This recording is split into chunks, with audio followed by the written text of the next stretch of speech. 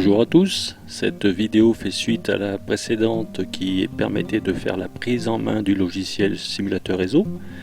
Donc ici on va s'intéresser aux échanges de bas niveau, c'est-à-dire à l'envoi de trames entre les cartes réseau.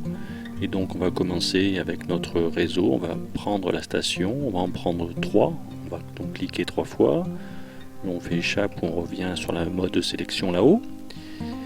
On va faire déjà une première chose, c'est qu'on va essayer de relier les deux premières stations entre elles sans relier la troisième, donc avec un câble directement, un câble réseau qui a par défaut un câble réseau 3 qui ne convient pas, donc il va falloir mettre un câble de type croisé et on va pouvoir comme ça faire communiquer les deux stations directement.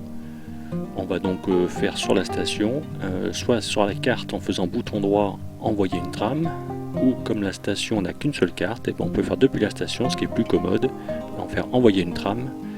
Et la trame Ethernet que l'on envoie a besoin de l'émetteur par défaut qui est déjà en place, qui est complété, et du destinataire. Il suffit donc de cliquer encore une fois là ici aussi sur la carte ou sur la station puisqu'elle n'a qu'une seule carte. Et donc l'adresse MAC destinataire, qui ici était intitulée MAC2, est quand même une version simplifiée des véritables adresses MAC qui sont des chiffres hexadécimaux sur, de mémoire, 16 chiffres hexadécimaux. Notre trame contient évidemment une information qui est transmise aussi, donc le message, le contenu. Donc là on va laisser le message hello, on valide et la simulation envoie la trame de l'un vers l'autre, c'est-à-dire d'une carte vers l'autre, et donc on voit la chose bien s'opérer. Voilà, on peut relancer et puis faire pause pour vérifier ce qu'on vient de dire, c'est-à-dire qu'en bas on voit la trame avec l'émetteur de la trame, le destinataire de la trame, donc les adresses MAC, le contenu du message et en bout le CRC, c'est-à-dire la parité. Voilà. Ça fonctionne très bien pour deux stations. Maintenant, si on en a plus que deux, comment on fait? Eh bien, il va falloir donc utiliser un matériel d'interconnexion, c'est-à-dire un concentrateur, en anglais un hub, ou un commutateur, un switch. On va commencer par le concentrateur. Donc je prends le concentrateur, je vais relier, ici c'est pas une carte mais un port du concentrateur, donc je clique et je lâche sur la station ou sur la carte, automatiquement ça enlève l'ancien câble évidemment, et je fais la même chose ici, je relie comme ça mes trois stations entre elles grâce au concentrateur. Je vais relancer le précédent échange, c'est-à-dire l'envoi de cette station 1 vers la station 2 de message, et on voit que ça arrive bien effectivement dans la même situation. Par contre, on remarque aussi, si je relance, que ça arrive aussi à la station 3, c'est-à-dire que le hub ici a diffusé l'information sans se poser la question de quelle était la bonne destination en quelque sorte, quel était le bon port. Donc il y a diffusion automatique par les hubs. Si on veut éviter ce genre de choses, pour éviter notamment que la station 3 soit au courant des informations qui sont transmises quand ça ne la concerne pas, il va falloir utiliser un matériel un peu plus sophistiqué qui est le commutateur, donc le switch. Donc deux possibilités, soit on prend un nouveau switch à la place du concentrateur, on pose, on débranche tout et on rebranche sur le nouveau switch en bas, soit, ce qui va être plus simple pour nous, je vais le supprimer et je vais faire en sorte que ce concentrateur devienne un commutateur, tout simplement en cochant ici switch, et pour que ça paraisse cohérent, je vais changer son nom en SW à la place de HB qui rappelle hub. Voilà. Je vais valider et maintenant que j'ai un switch, je relance le précédent échange et on voit que la première station, ça arrive bien vers la deuxième station sans aller vers la troisième. Donc ici on a une intelligence particulière dans le switch qu'on n'avait pas dans le hub, et pour cela on peut voir comment il a procédé. On a ici au niveau du switch donc une table qui associe pour chaque port les adresses MAC des cartes qui sont derrière. Donc il a mémorisé le switch. Pour le port 1 il savait qu'il avait l'adresse MAC 1, etc. Là on est dans une situation où il y a peu de cartes, peu de machines. Mais si on fait quelque chose de plus élaboré avec plein de switches, etc., les uns derrière les autres, il va y avoir une véritable mémorisation de toutes les cartes qui sont derrière le même réseau sans qu'on passe un routeur. Voilà. Donc ça c'est intéressant. Donc là on peut remplir, pour l'instant il a été rempli puisqu'on a déjà fait une simulation, mais c'est vrai que quand on a lancé aucune simulation, la table est encore vide. On peut aussi envoyer des trames à destination, cette fois-ci, de l'ensemble des cartes qui sont branchées autour. Donc on parle de trames à destinataire universel ou de trames broadcast en anglais. Donc cette fois-ci, évidemment, l'émetteur est toujours identifié, mais en revanche, le destinataire, c'est l'ensemble des cartes qui vont recevoir l'information. Et on va voir que dans ce cas-ci, le commutateur va se comporter comme un concentrateur. Il envoie l'information à l'ensemble des cartes, et d'ailleurs, les cartes sont toutes concernées par le message envoyé. Donc du coup, elles l'exploitent toutes. Voilà. Donc là, on a fait le tour à peu près des messages envoyés de type Ethernet, par la couche Ethernet, et donc à vocation, à destination à chaque fois d'une adresse MAC, depuis une adresse MAC à destination d'une adresse MAC. Et donc on peut se demander à la limite pourquoi on ne s'en tient pas là. Tout simplement parce que l'adresse MAC, c'est une adresse qui est inscrite en dur, on va dire, dans la carte, par le constructeur de la carte. Et donc si on change de carte, l'adresse MAC change aussi. Et donc si par exemple sur la station 3 ici, j'ai une machine qui sert par exemple de serveur, je veux la consulter depuis la première station. Si la station ici a sa carte qui doit être changée pour une raison ou une autre, eh bien l'adresse MAC changeant, je ne pourrai plus, sans connaître cette adresse MAC, accéder depuis ma station 1 vers la station 3. J'aurai une difficulté. Et donc on s'imagine bien qu'il y a un petit problème. Il faut donc que je puisse, de manière indépendante, avoir une adresse ici sur ma carte qui puisse être toujours la même. Même si j'ai une adresse MAC, je vais pouvoir mettre au-dessus une adresse qu'on appelle une adresse IP. Donc c'est ce qu'on va voir. On va faire en sorte que toutes les cartes, on va leur donner une adresse IP. Donc je vais commencer par la première.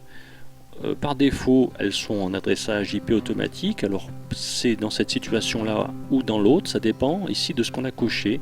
Ici, dans la configuration, on a option IP automatique, enfin statique par défaut. Selon que ce qu'on a coché ici, la carte sera dans cette configuration ou l'autre. Donc ici, j'ai des adresses que je vais noter pour l'instant des 1111. On verra pourquoi plus tard. Pour l'instant, j'essaie de mettre des 1 partout. J'ai un masque que je n'ai pas rempli, qui est venu tout seul se remplir. Donc il y a un 255 et 3 0 derrière. On voit que quand j'ai validé, l'adresse IP est venue se mettre au-dessus de la station ou pas, ça dépend de l'information qu'on a choisie dans les légendes ici. Je peux ne voir aucune adresse IP, ce qui allège le schéma, mais qui peut être quand même, il peut être intéressant de les voir. Donc soit je les montre que pour les routeurs, j'en ai déjà parlé à la vidéo précédente. Moi je vous conseille de les montrer au début pour l'ensemble des cartes, donc toutes les machines. Et en dessous, j'ai ici coché le masque sous la notation CIDR, c'est-à-dire qu'au lieu de voir 255.0.0.0, eh ben, j'ai un /8 qui vient se mettre, c'est l'équivalent dans cette notation. Je vais noter la deuxième adresse, je vais lui mettre une adresse IP 2222, donc 2.2, je tape des points, voilà, et je vais faire la même chose ici, j'ai noté 3333, pour l'instant je note ça, je valide, et je vais faire cette fois-ci, je vais tenter d'envoyer un message de cette première machine. Donc comme tout à l'heure, je vais envoyer cette fois-ci un paquet IP et non une trame, parce que si c'est une trame, j'aurais besoin des adresses MAC. Or ici, j'ai besoin des adresses IP, donc on envoie ce qu'on appelle un paquet IP. Donc je le fais soit depuis la station, puisque je peux le faire, soit je peux le faire, pourquoi pas, depuis la carte, mais logiquement, on peut le faire de manière naturelle vers la station, c'est comme ça que ça va se faire. Donc de la station, j'envoie un paquet. De la station, comme tout à l'heure, l'émetteur est inscrit en haut. Et donc l'émetteur pour l'instant il n'est pas déterminé, tout simplement parce que quand j'envoie un paquet IP, eh ben, il va y avoir une route qui va déterminer, donc l'émetteur peut varier. Le destinataire, je vais cliquer ici sur ma station destinataire, donc j'ai mon 2222 qui est venu se remplir, et on voit que quand je clique sur 2222, eh ben, j'ai un message d'erreur qui s'affiche, j'ai pas de route vers 2222, c'est-à-dire que je ne peux pas joindre via le protocole IP directement de 11111 vers 2222. Il y a un problème de ce qu'on appelle de routage. Alors en quoi ça consiste? Eh bien, je vais revenir ici sur ma carte 1, ma carte 1 plutôt, donc 1111. Le masque ici, il faut l'interpréter. Quand j'ai un 255, ça veut dire que moi, je vais pouvoir accéder à cette adresse 1111 à condition que de l'autre carte, j'ai aussi un 1 en face. Le numéro qui est au-dessus doit correspondre quand le masque est à 255. En revanche, quand le masque est avec des zéros, je pourrai avoir n'importe quel numéro au-dessus dans l'adresse, ça ne posera pas de difficulté. Donc ici, dit autrement, pour que je puisse accéder à partir de cette station vers une autre, il faut que la première partie de mon adresse IP soit identique. Donc je vais commencer par exemple avec des 1 pour toutes les stations. Donc je vais laisser cette adresse inchangée. En revanche, celle-ci, si je veux qu'elle soit accessible, il me faut forcément un numéro 1 dans la partie ici commune, dans la partie, ce qu'on appelle la partie réseau de l'adresse IP. Ici, je vais faire pareil. Je vais garder un 1 forcément, et donc là on va dire que mes trois stations elles appartiennent au réseau 1000. Voilà, ou si vous préférez, ça commence par 1 et derrière il y a n'importe quoi, donc c'est bien le bon réseau IP. Donc cette fois-ci, je vais envoyer encore un paquet comme tout à l'heure, je l'envoie vers cette station là, et ici on voit que cette fois-ci je n'ai plus le message d'erreur, je peux envoyer et j'ai mon information qui circule. De la même manière que tout à l'heure, j'obtiens le même message, mais cette fois-ci je l'ai fait par adresse IP.